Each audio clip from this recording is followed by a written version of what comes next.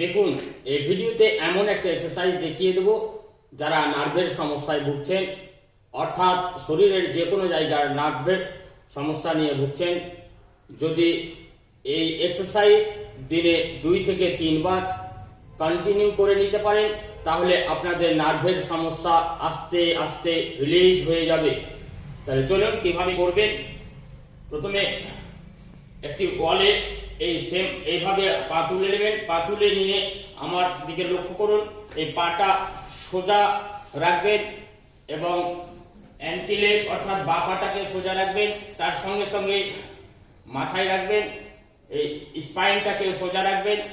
দুটোকে হচপচ করে সোজা কান বরাবর এইভাবে শেষ অংশ পর্যন্ত তুলে নেবেন।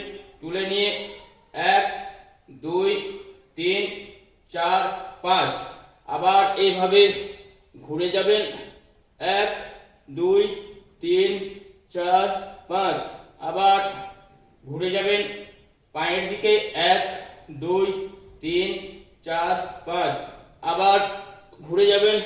1 2 3 4 5। এইভাবে যদি আপনারা এক্সারসাইজটি কন্টিনিউ করে নিতে পারেন, তাহলে আপনাদের নার্ভের সমস্যা থাকতে পারে না।